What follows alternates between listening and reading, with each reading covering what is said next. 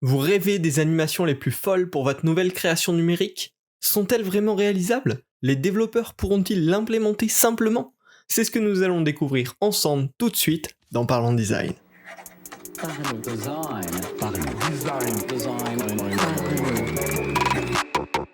Parlons Design est sponsorisé par The Kakatoes Theory, le site des product designers.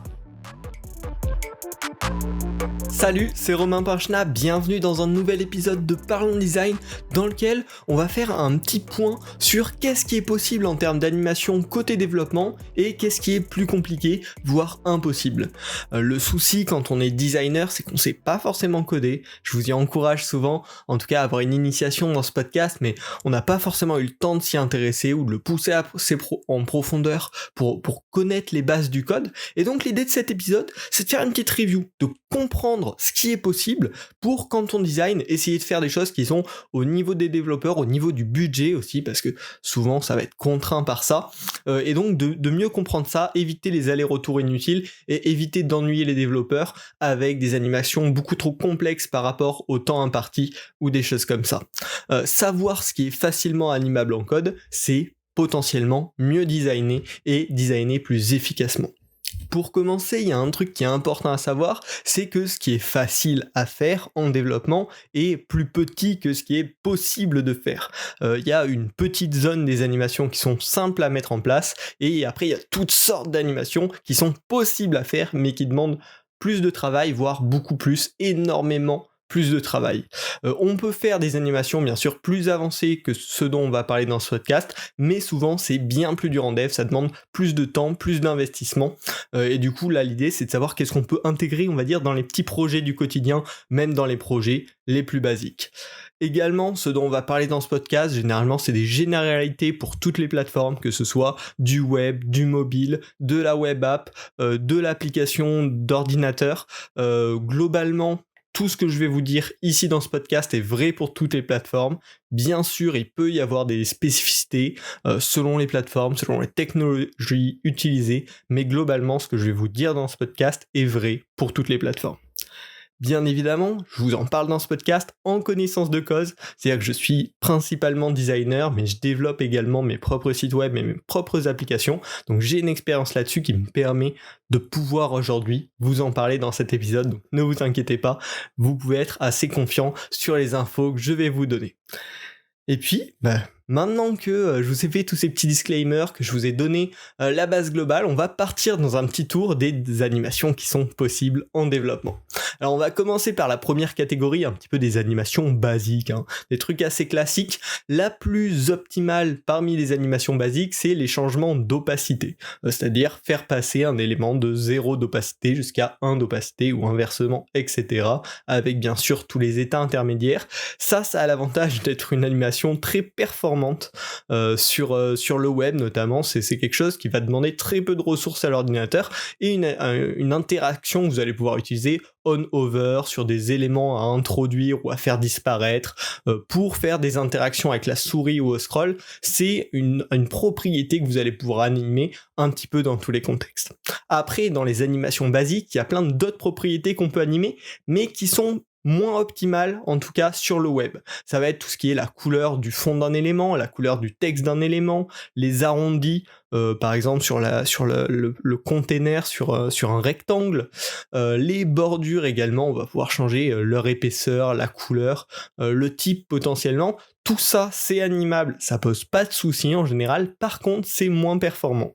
Pourquoi ? Parce que ça va forcer, notamment sur le web, à faire du repainting, c'est-à-dire à refaire une des étapes qui permet au navigateur de calculer l'affichage, et donc c'est moins performant, ça demande un petit peu plus de ressources à l'ordinateur, et potentiellement ce sera un petit peu moins fluide à l'affichage. Alors on peut quand même les utiliser sur des effets un petit peu légers, sur des hover de boutons, des sélecteurs d'onglets, sur quelques petits éléments comme ça, mais il faut toujours garder en tête que si on peut faire le même effet en faisant un système de deux calques l'un sur l'autre avec l'opacité qui change, ça peut être mieux. En termes de performance, un petit peu plus compliqué à mettre en place pour le dev, mais ce sera meilleur en termes de performance. Donc voilà, ces animations-là sont possibles, mais faut les éviter et faut essayer de trouver une alternative potentiellement en mettant deux éléments l'un sur l'autre avec un changement d'opacité, ça peut produire potentiellement le même effet, voire un meilleur effet, notamment avec les couleurs, on peut faire des choses vachement intéressantes et ce sera un petit peu plus performant côté utilisateur. Ensuite, dans cet ensemble des animations basiques, on va arriver dans la dernière partie, la partie à éviter absolument, c'est tout ce qui va être animation de taille de texte, de graisse de texte. Or, l'utilisation d'une variable font, le changement des marges, le changement du padding, ça c'est des animations qui sont très peu optimales parce que ça va demander au navigateur ou à l'interface de recalculer le layout, qui est une des étapes initiales de la décision de l'affichage, et du coup globalement ça va être peu fluide, ça va poser potentiellement des soucis d'affichage, vous changez la graisse d'un texte mais ça va décaler les éléments qu'il y a à côté, voilà, toutes ces choses là, donc c'est des animations vraiment à éviter, sauf cas extrême, et dans ce cas là faut essayer d'en parler avec les développeurs pour que ce soit géré au mieux.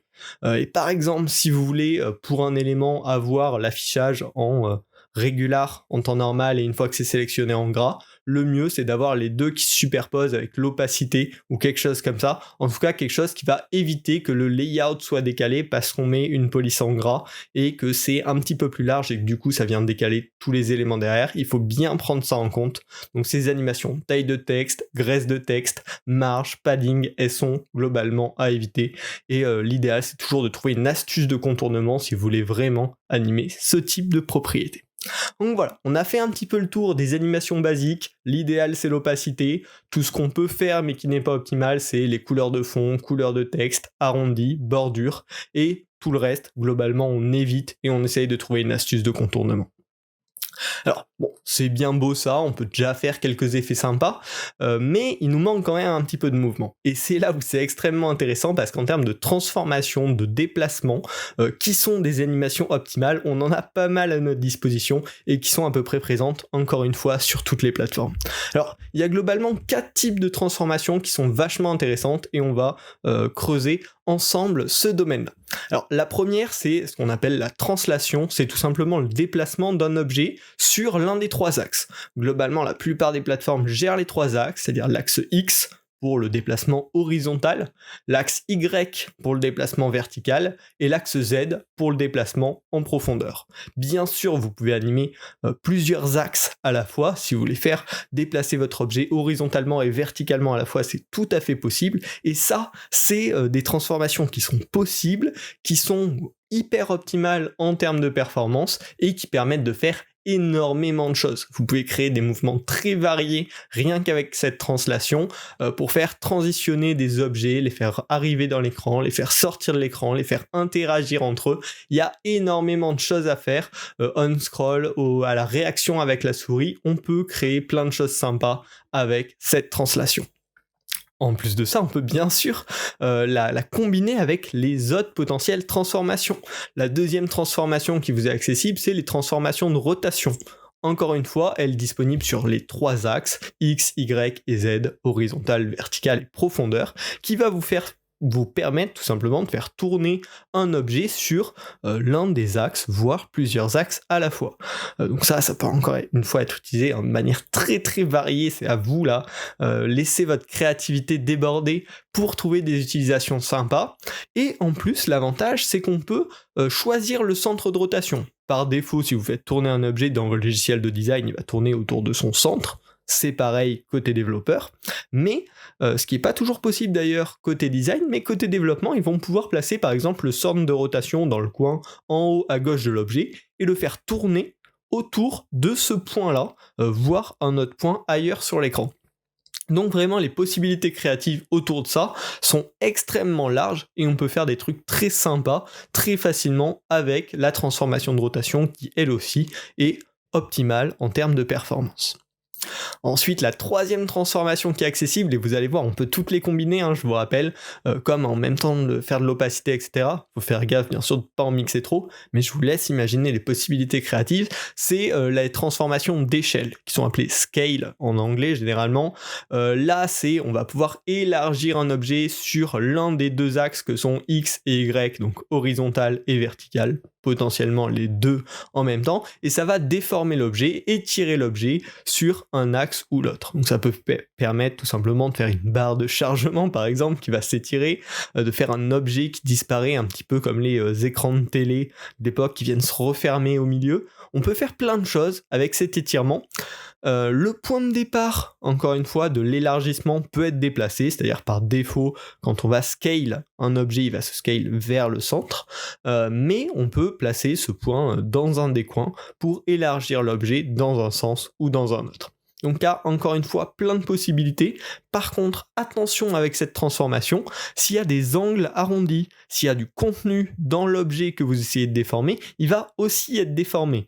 Et pas de manière bien agréable, mais ça va vraiment être pris comme si c'était un objet, imaginez un PNG, cet élément, et qui va être étiré sans forcément respecter l'homothétie. Donc il faut faire extrêmement attention s'il y a du contenu dans l'objet que vous voulez déformer, ou si vous utilisez des angles arrondis, parce que ça peut faire des résultats pas forcément élégants. Donc on se méfie, mais ça permet pas mal de choses, notamment des animations de disparition, d'apparition, des interactions avec la souris ou au chargement.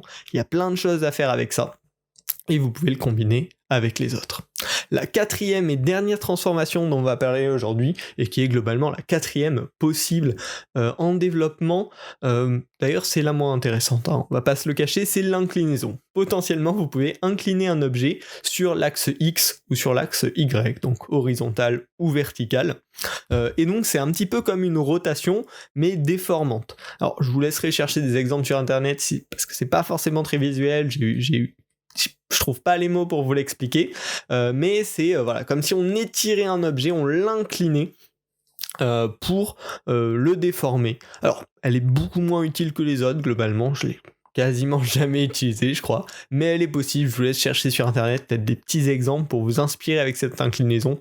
En tout cas, translation, rotation et l'échelle, c'est les 3 transformations que vous pouvez utiliser à fond pour créer plein d'effets hyper variés et qui sont vachement intéressantes. Donc voilà, là on a fait le tour de toutes les animations relativement simples à implémenter. On a dit opacité et ces 4 transformations, mais bien sûr vous pouvez faire des choses plus complexes, En dev on peut bien sûr aller bien plus loin, mais ça va rajouter beaucoup de complexité, beaucoup de temps de dev derrière. Cependant, je vous ai quand même préparé quelques pistes au cas où vous voulez pousser la chose plus loin. Alors, le premier cas, c'est si vous voulez faire des animations vectorielles, mais hyper complexes. Les devs vont peut-être vous dire, vous êtes marrant, c'est vrai, il n'y a que des translations et de la rotation, mais il y a 15 000 objets qui se déplacent, nous on n'a pas le temps d'implémenter tout ça.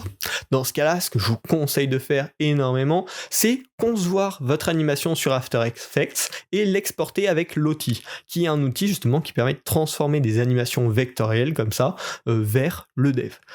Une fois que vous aurez exporté ce fichier Lottie, les développeurs ils vont pouvoir intégrer cette animation en code. En fait, l'animation, elle sera préenregistrée et derrière, eux, ils vont pouvoir faire play pause, ils vont pouvoir se déplacer dans la progression de votre animation, la faire suivre par exemple le scroll ou le mouvement de la souris, et ça va leur permettre d'implémenter hyper facilement des animations complexes vectorielles. Il y avait d'ailleurs un épisode de ce podcast dédié à Lottie, donc je vous mettrai le lien en commentaire de ce podcast, si j'oublie pas, sinon n'hésitez pas à me le rappeler, mais je le mettrai si ça vous intéresse. Ensuite, si vous voulez faire une animation hyper complexe, un truc hyper graphique, presque au niveau de la vidéo, vous pouvez tout simplement concevoir une vidéo, faire un montage sur After Effects ou sur votre outil de montage vidéo préféré et ensuite l'exporter sous format vidéo, sous format GIF. Faut faire gaffe parce que ça peut vite peser lourd et donc faut bien l'optimiser pour pas que ça pèse lourd, trop lourd côté utilisateur, mais derrière les développeurs, s'ils ont une vidéo, pareil, ils vont pouvoir faire un peu comme sur une animation Lottie, c'est-à-dire faire du play pause, se déplacer dans la progression de la vidéo à leur guise en suivant le scroll, la souris ou juste en se jouant comme une vidéo normale.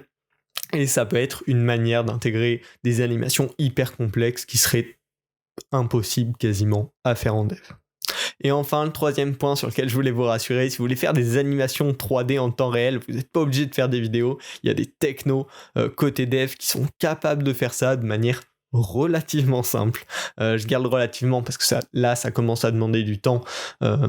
Et c'est un petit peu comme toutes les grosses animations hyper stylées avec de la profondeur, avec de la déformation. Ça demande du temps, ça devient vraiment complexe. Il y a des librairies de développement qui aident à faire ça, mais ça demande un certain travail. Là, il va falloir plusieurs choses. Créer potentiellement les objets 3D avec des animations préenregistrées dedans, et derrière les développeurs avec des librairies comme Three.js par exemple vont pouvoir intégrer ces objets 3D en code et leur donner vie et les lier avec des interactions, le déroulement du temps, le scroll à travers une page, le mouvement de la souris, mais là ça demande beaucoup plus de temps que le reste. Donc tout ça est possible et même plus encore est possible, mais il faut vraiment faire la différence entre les petites animations que vous pouvez intégrer globalement dans tous les projets qui prendront assez peu de temps au dev à les intégrer et les choses bien plus complexes comme ce qu'on a vu là, les animations vectorielles complexes, les animations vidéo, les animations 3D qui demandent beaucoup plus de travail côté développement et du coup un plus gros budget, plus de temps, etc.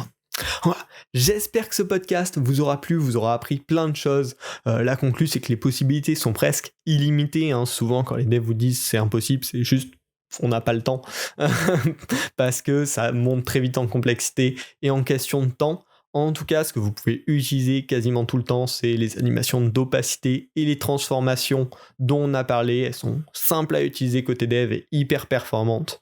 Derrière, il y a également plein de propriétés, les couleurs, les bordures, les arrondis que vous pouvez animer assez facilement, mais qui sont un peu moins performantes. Et le reste, ça devient plus complexe, donc plus long à développer, mais il existe toujours des solutions. Techniquement, si vous avez un budget, un temps illimité, vous y arriverez, mais il faut le savoir. Il faut réussir à faire la différence entre tout ça pour designer plus efficacement et s'adapter aussi à chaque projet. Maintenant, c'est à vous d'exploiter ces connaissances pour designer de meilleures interfaces. J'espère que ce podcast vous aura aidé. Si vous connaissez d'autres designers justement qui ont envie d'avoir ces petites infos sur le dev, n'hésitez pas à leur partager le podcast. Ça leur permettra de découvrir ça et puis ça fait grandir la communauté du podcast. Pareil, si vous avez aimé cet épisode, allez le noter sur les plateformes de podcast, un petit 5 étoiles, un petit commentaire. Ça me fait super plaisir déjà de voir vos retours. Et puis, ça permet aussi de mieux référencer le podcast quand il est bien noté. Donc, n'hésitez pas. Et si vous voulez toujours plus de bon contenu design, en tout cas c'est ce que j'essaye de vous partager, vous pouvez vous abonner à Partage en Design. Partage en Design, c'est une newsletter mais également un flux RSS auquel vous pouvez vous abonner soit avec votre mail, soit avec Feedly par exemple, sur lequel je partage des articles design, des contenus, des vidéos qui parlent de design et qui moi m'ont intéressé, que j'ai trouvé pertinent, et comme ça je vous les partage, ça arrive direct chez vous et vous pouvez avoir en fait une petite sélection des meilleurs contenus design, en tout cas des meilleurs contenus design que j'ai rencontrés. Donc ça peut probablement vous intéresser si ce podcast vous a intéressé. Et puis on se retrouve la semaine prochaine pour un nouvel épisode de Parlons Design. Salut. Parlons design.